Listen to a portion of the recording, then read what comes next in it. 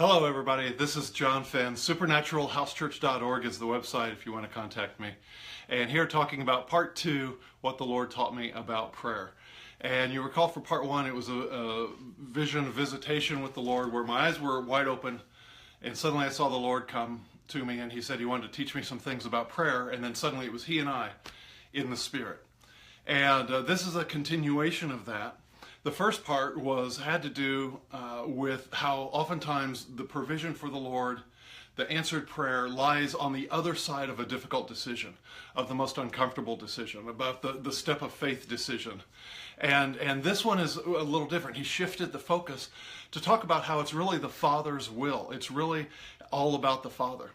And in this suddenly, the Lord and I were just standing there. And I can't tell you where we were standing. I don't know. We were just kind of standing in there. And I looked up and I saw the Father's throne off in the distance. And the Lord started talking to me about how it is really, and he made this statement, and I thought it was pretty interesting. He said, for the most part, if you can receive this, for the most part, as it pertains to individuals, we function by invitation into their lives.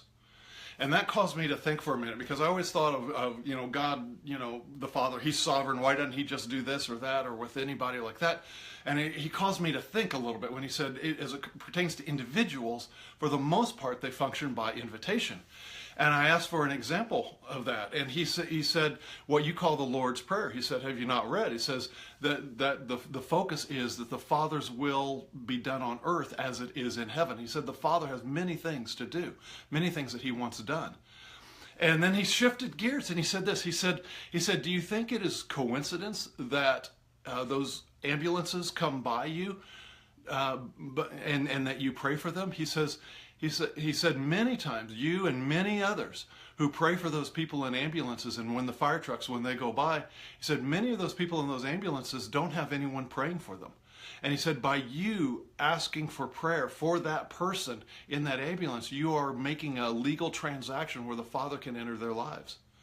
And it caused me to think of it in terms of the legal reaction of it, the legal action of it. And he made this statement. He's made it twice in 2 visitations over the years. He made this twice. And when he said that about a legal transaction, and you are probably like me, that an ambulance goes by and you say a quick prayer for whoever is in there. You can say a quick prayer for wherever they're going to, that they know them, that they would lengthen their life, that the Father would bless them. And I think thousands upon thousands of us do that when we see an emergency vehicle. But the idea that it was a legal transaction, that many of those people don't have anybody else praying for them. And it wasn't coincidence. It's not an accident that they come by. And that was an example that the Father wants to do things in people's lives, but he needs that invitation. And of course, I got saved when I was 16 years old, but I suppose I could have much earlier in a Sunday school class or anything received the Lord. I had the invitation earlier, so to speak, but I didn't receive that. I didn't take him up on that to invite him into my life until I was a teenager. And so that started me thinking on different things. But suddenly in this vision, we saw the Father way off, and the Lord said, I want to give you an example. And I saw the Father, and he was looking down at a town in eastern Colorado. And he was looking at that town, and I just knew the desire of the Father's heart, that he wanted to put a church there, but there were no leaders. There was no one to lead the people. And about the time that I started thinking, I wonder if he has any people in that little town, the Lord showed like a scene. I saw a rancher out, and he had what we call a wire stretcher, a barbed wire stretcher, where it grabs both ends of the barbed wire, and then you ratchet it up, and it pulls it together, and you can splice a piece of broken wire that way. Some folks who live in the country and have dealt with barbed wire and stuff like that probably know about that. Others don't. But I saw this rancher, working on his fence, and he was going, Lord, it sure would be good if we had a good church in town, a good Bible-believing church. And then the scene shifted, and I saw this man who was a clerk in a little store, and he was checking out, standing there as he was checking out customers, and his thoughts and his prayer was just like, Father, I wish we had a good church here. Would you send somebody to start a good church? And then the scene shifted again, and I saw 3 ladies, 3 older women, and one lady said, you know what? She said, let's start praying that maybe God will send a pastor to our community to start a good Bible-believing church. And let's get together once a week to pray. And at that point, when I saw the Father's desire and I saw that those ladies respond, the Lord started talking to me, and he said, oftentimes he says, you think that you are the one who initiated the prayer. And he said, but many people are unconsciously responding to the Father's desire from heaven for his will to be done on earth. And I thought, how many times that we see a friend crosses our mind, or how many times we see a need, and we just automatically just turn and lift it to the Father. And we never realize that the Father actually had the desire first to accomplish his will in the earth. And we merely, sometimes consciously, sometimes subconsciously, respond to that. We don't even know sometimes. We're so dull of hearing sometimes we don't even realize it's of our spirit that we are praying that right back to him. And so that is exactly what was going on. I saw the Father, and he had this desire to put this church, to start this church in this little town.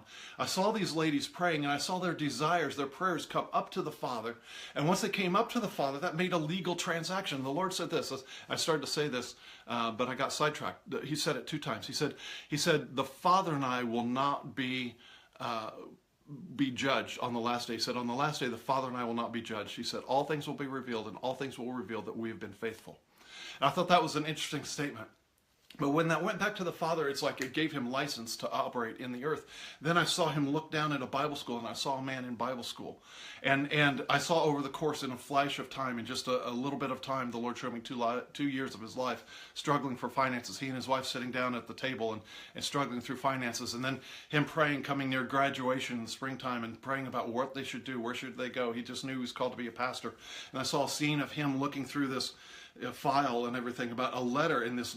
One of the ladies had written a letter into this Bible school asking for a pastor to be sent, and I saw him pull out their letter and everything. And in the meantime, during those 2 years, I had seen one of the ladies say, maybe we should give up. We've been at this for over a year, every single week, and nothing's happening.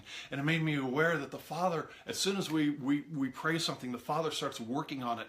But in this case, he was looking at a man who was being trained in a Bible school, and it was going to take a year or 2 for him to finish up his schooling before he was able to be led there. And what's interesting about this is that I later met that man. It startled me. I was at a pastor's meeting, and I recognized the man from my vision. And it turned out that he was a pastor in this little town of Colorado. And he briefly told me the story, and I didn't tell him the vision or anything like that, but it was fascinating that it was an actual fact. But the point is this that I want to get across, is that it was the Father's will.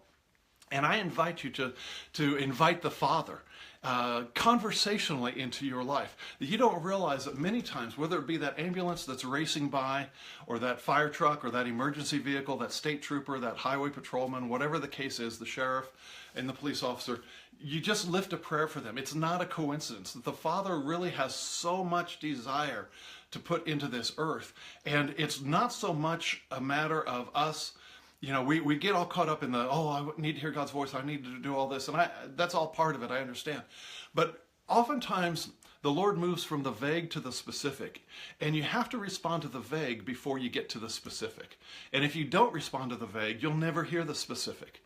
And so a lot of times people say, I want God to speak like a loudspeaker in my brain. And it's like, but they're the ones who ignore his promptings that are like praying for that ambulance or that friend who crosses their mind continually. And you have to learn to be sensitive to the vague, to the things which aren't very specific, but they're more of a feeling or just a hunch or just something that floats up like a friend crossing your mind. And once you respond to that, then you can get to the specific. But the point this morning has to do with the Father's will, inviting him in. Because what this taught me is that I had always thought that prayer had initiated on earth. I always thought we were the ones who prayed. We are the champions. We're going to do this. We're going to grab hold of the gates of heaven, and we're going to bombard the gates and everything. And I came to realize in this visitation that really it's the Father who has his will, who wants to be done on the earth. And he's just looking for people to respond to him.